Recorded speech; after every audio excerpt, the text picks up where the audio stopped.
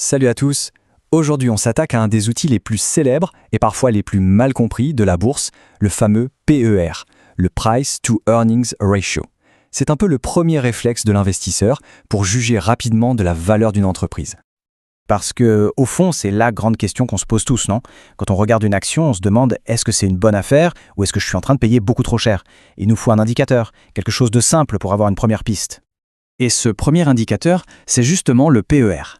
La meilleure façon de le voir, c'est de l'imaginer comme un thermomètre financier. Attention, il ne va pas donner un diagnostic complet de la santé de l'entreprise, mais il donne une info cruciale, instantanée, la température. Est-ce que l'action est en surchauffe ou est-ce qu'elle est anormalement froide? Alors allons-y, regardons de plus près ce fameux thermomètre, le PER ou ratio cours-bénéfice en français. C'est notre outil du jour.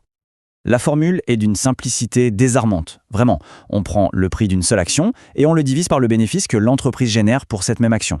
C'est tout. C'est juste un rapport entre ce qu'on paie et ce que l'entreprise gagne. Pour que ce soit bien clair, prenons un exemple tout bête. Une action qui coûte 100 €.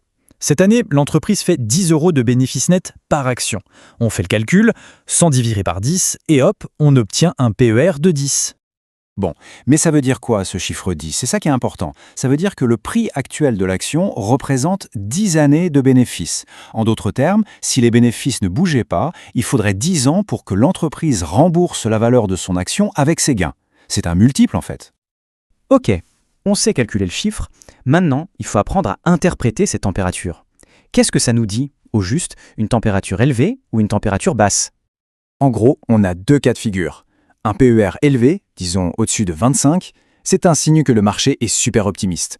Les gens sont prêts à payer cher parce qu'ils s'attendent à une croissance explosive des bénéfices. Le risque, évidemment, c'est que l'action soit surévaluée. A l'inverse, un PER faible, sous 10, ça peut être une pépite cachée, une action sous-cotée, mais ça peut aussi être un drapeau rouge. Peut-être que l'entreprise va mal et que le marché l'a déjà compris. Et c'est là que ça se complique. Parce que, comme n'importe quel thermomètre, le PER peut se tromper. Il ne dit pas tout, loin de là, il faut être hyper prudent. Il y a 4 pièges principaux à connaître. Primo, comparer des secteurs différents avec le PER, ça n'a aucun sens. On y reviendra. 2 yeux, pour une boîte qui perd de l'argent, le PER est négatif, donc il ne sert à rien. Tertio, le PER, c'est une photo à un instant T, ça regarde le passé, alors que la bourse, elle, regarde l'avenir. Et enfin, les bénéfices, ça peut se maquiller un peu avec des astuces comptables, donc méfiance. Du coup, pour avoir une idée plus juste, il ne faut pas se contenter de la température actuelle. Il faut essayer de regarder les prévisions météo pour les mois à venir. C'est tout le paradoxe de cet outil. Il se base sur des chiffres d'hier, alors que la valeur d'une action, c'est sa capacité à générer des profits demain. Le marché regarde toujours vers l'avant, à travers le pare-brise, pas dans le rétroviseur. Imaginez une entreprise de technologie avec un PER de 40. À première vue, le thermomètre est dans le rouge vif. On se dit « Waouh, c'est beaucoup trop cher, c'est de la folie ». Sauf que, et c'est là que tout bascule, si les analystes prévoient que cette entreprise va doubler ses bénéfices l'an prochain, eh bien son PER anticipé, lui, il tombe à 20. Et là, tout de suite, ça paraît beaucoup plus raisonnable. C'est ce qu'on appelle le PER forward, et c'est souvent celui-là que les pros regardent.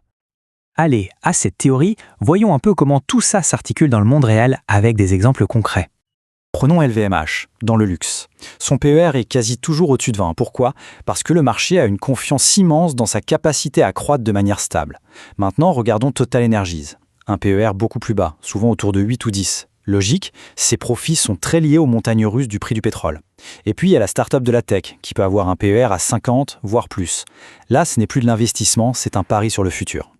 Et ça nous amène à la règle d'or, le truc le plus important à retenir. Il faut comparer des pommes avec des pommes. Le PER n'a de sens que si on compare des entreprises du même secteur, qui ont le même modèle économique. Comparer le PER de LVMH à celui de Total Energies, ça n'apporte absolument aucune information pertinente. Pour conclure, le PER, c'est un excellent point de départ. C'est le premier coup d'œil, le réflexe pour prendre la température et éviter de faire une grosse bêtise. Mais ça ne doit jamais, au grand jamais, être le seul critère de décision. La vraie question, ce n'est pas de savoir si le PER est haut ou bas. La vraie question, c'est de comprendre pourquoi il est haut ou bas. Parce que derrière chaque chiffre, il y a une histoire de croissance, de risque, d'attente. Et c'est peut-être ça la vraie valeur d'une entreprise, cette histoire que le PER à lui seul ne pourra jamais raconter.